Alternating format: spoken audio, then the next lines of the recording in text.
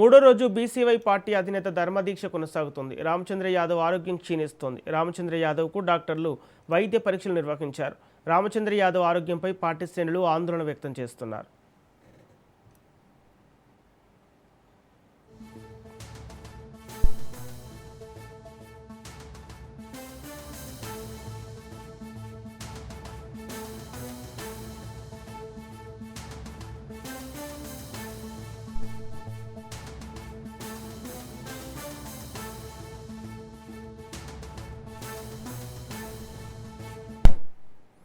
మూడో రోజు BCY party అధినేత ధర్మదీక్ష కొనసాగుతోంది. రామచంద్ర యాదవ్ ఆరోగ్యం క్షీణిస్తోంది. రామచంద్ర యాదవ్కు డాక్టర్లు వైద్య పరీక్షలు నిర్వహించారు. రామచంద్ర యాదవ్ ఆరోగ్యంపై పార్టీ శ్రేణులు ఆందోళన వ్యక్తం చేస్తున్నారు.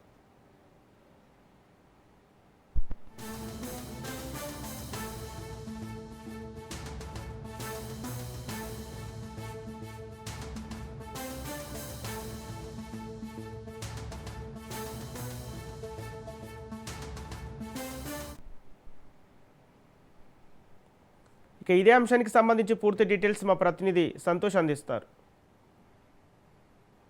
సంపత్, ఏదైతే బీసీఐ పార్టీ అధినేత బోడే రామచంద్ర యాదవ్ బీసీ ధర్మ దీక్ష అనేది కూడా ఈ నెల 11వ తేదీనైతే మొదలు పెట్టడం జరుగుతోంది. ఈ రోజు మూడో రోజుకైతే కనుక ఈ దీక్ష చేరుకోవడంతో ఈ దీక్షలో భాగంగా ఏదైతే బీసీలకి సంబంధించి 5 ప్రధానమైనటువంటి డిమాండ్లను అయితే కనుక ప్రభుత్వాన్ని డిమాండ్ చేస్తున్నట్టు కూడా తెలుస్తా ఉంది. ఎందుకంటే బీసీలకు సంబంధించినటువంటి కార్పొరేషన్ నిధులు కావచ్చు, వారికి విదేశీ విద్య కావచ్చు, ఇటువంటి అంశాలన్నింటినీ కూడా చట్టసభల్లో ఎక్కువగా అయితే కనుక బీసీలకి సంబంధించినటువంటి అంశాలు ఇలా ప్రధానమైనటువంటి డిమాండ్లను అయితే కనుక బీసీవై పార్టీ అధినేత బోడే రామచంద్ర యాదవ్ అయితే కనుక డిమాండ్ చేసినటువంటి పరిస్థితులు అయితే ఈ నేపథ్యంలోనే ఇక మూడో రోజుకి చేరుకోవడంతో ఆరోగ్యం కూడా ఇటు క్షీణిస్తున్నటువంటి పరిస్థితులు కూడా నెలకొన్నాయని కూడా తెలుస్తా ఉంది. దీంతో పాటు ప్రభుత్వంపై కూడా విరుచుకుపడినటువంటి పరిస్థితులు కూడా కనబడతా ఉన్నాయి. ఇటు అమరావతి ఫామ్ హౌస్ కోసమా, రేవు పార్టీల కోసమా అంటూ కూడా రామచంద్ర యాదవ్ నిలదీయడంతో పాటు దీనికి సంబంధించి బీసీల వెన్నెముక విరిచేస్తున్న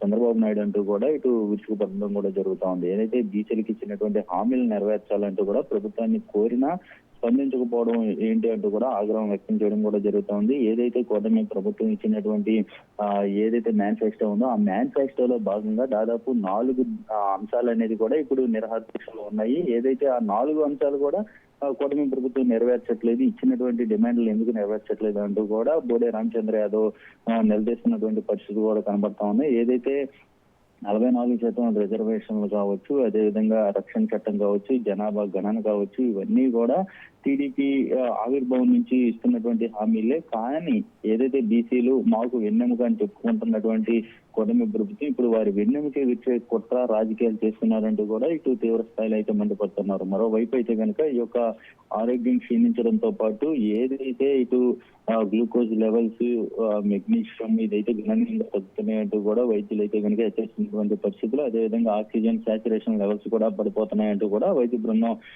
ఏదైతే ఇటు బోడే రామచంద్ర యాదవ్ అయితే కనుక టెస్ట్ చేసినప్పుడు చెప్తున్నటువంటి situation.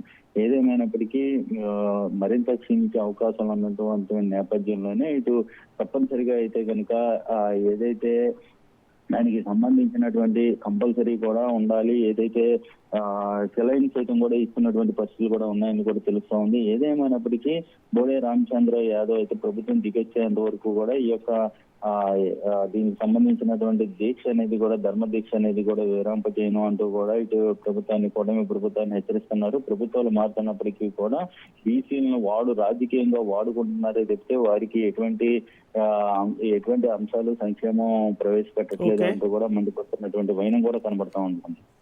Okay, thank you Santosh.